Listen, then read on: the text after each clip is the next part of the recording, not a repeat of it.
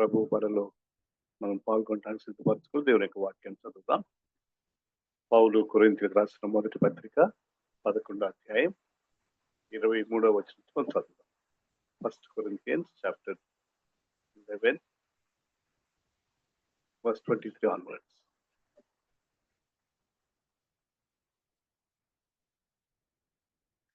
నేను మీకు అప్పగించిన దానిని ప్రభు అన్న పొందితిని. ప్రభు అయిన యేసు తన అప్పగింపబడిన రాత్రి ఒక రొట్టెను ఎత్తుకొని కృతజ్ఞతాస్తుతులు చెల్లించి దాన్ని విరిచి, ఇది మీ కొరకైన నా శరీరము, నన్ను జ్ఞాపకం చేసుకుంటుకై దీన్ని చేయడం చెప్పాను. ఆ ప్రకారమే భోజనమైన పిమ్మట ఆయన పాత్రను ఎత్తుకొని, ఈ పాత్ర నా రక్తమైన కొత్త నిబంధన, మీరు దీనిలో త్రాగున్నప్పుడల్లా నన్ను జ్ఞాపకం చేసుకుంటుకై దీన్ని చేయడం చెప్పాను.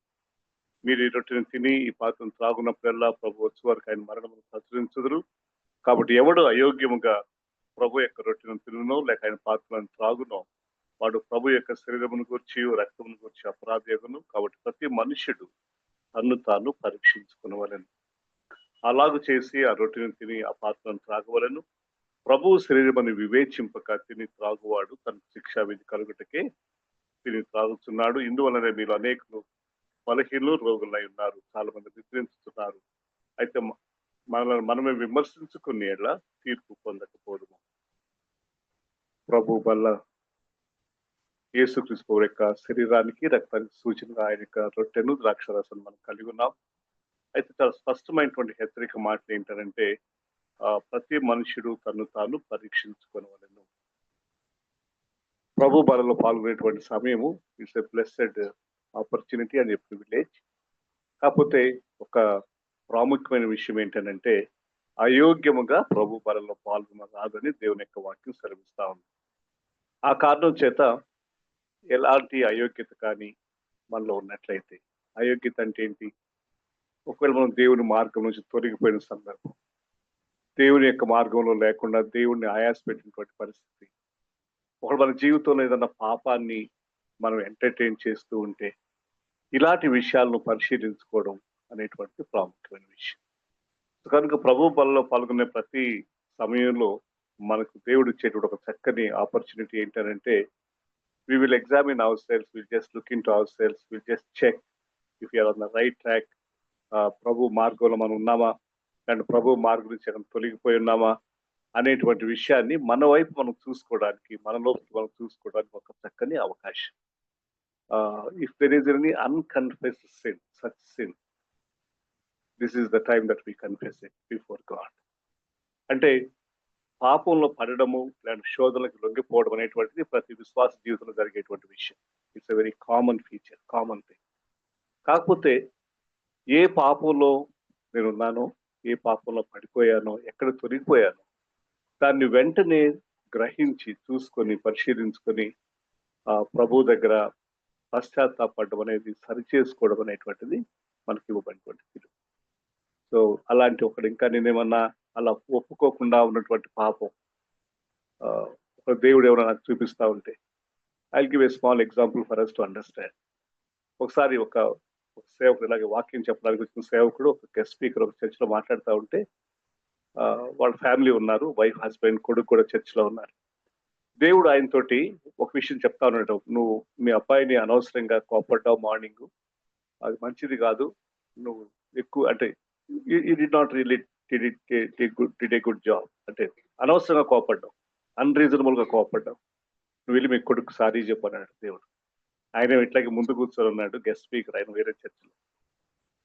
పాటలు అయిపోతా ఉన్నాయి, ఆరాధన కార్యక్రమం ముందుకు వెళ్తా ఉంది, ఈయన వాక్యం చెప్పాలి. ఇక ఈ లోపల స్ట్రగుల్ అవుతా ఉన్నాడు. దేవుడేమో చాలా ఖచ్చితంగా చెప్తున్నాడు, నువ్వు ఆయనకి నీ కొడుక్కి సారీ చెప్పకుండా, నీ కొడుకుతో సమాధానం పడకుండా నువ్వు వాక్యం చెప్పడానికి వీలు లేదు. గాడ్ వాజ్ వెరీ, పరిశుద్ధాత్మ దేవుడు ఆయన లోపల ఒప్పుదల తీసుకొస్తున్నాడు. ఈ లోపల he was struggling.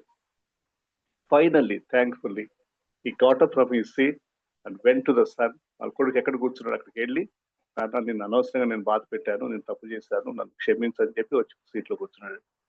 This is what we mean by unconfessed sin.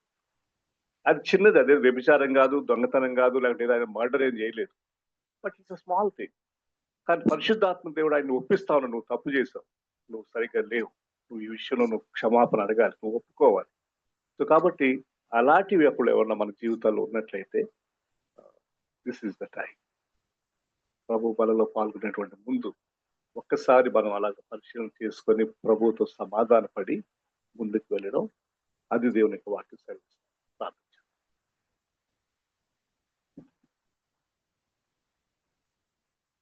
కృపయు కనికరముగల మా ప్రియ పరలోకపు తండ్రి,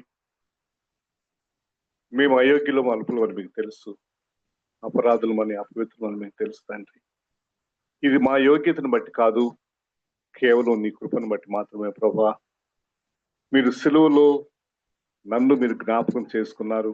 మీరు సిలువలో మరణిస్తున్నప్పుడు నా పాపముల కొరకై మీరు ఆ శిక్షను మీరు భరించారు ప్రభా. నా పాపం యొక్క శిక్ష యావత్తు సంపూర్ణంగా మీరు భరించారు. నేను గతంలో చేసిన పాపాలు, భవిష్యత్తులో నేను చేయబోయే పాపాల కొరకు కూడా మీరు సిలువలో మీరు శిక్ష అనుభవించారు. మీరు నాకు ఇచ్చినటువంటి క్షమాపణ కొరకై, రక్షణ భాగ్యం కొరకై మీకు వందనాలు చెల్లిస్తున్నాం. నన్ను జ్ఞాపకం చేసుకుంటకై దీన్ని చేయడం మీరు చెప్పిన మాటకై వందనాలు ప్రభా. ఈ విధంగా నాయన మీ శరీరానికి సూచన రొట్టె కొరకును, మీ యొక్క రక్తములకు సూచన ఉన్న ద్రాక్షరస పాత్ర కొరకు స్తుతులు చెల్లిస్తూ ఉన్నాం. అందులో పాల్గొంటున్న మేము నీ కొరకు పరిశుద్ధమైనటువంటి సమాజంగా జీవించడానికి,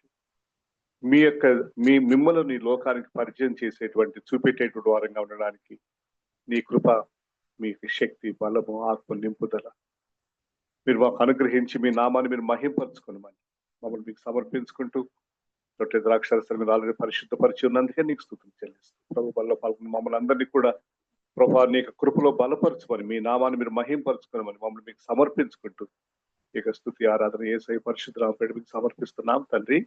ఆమేన్.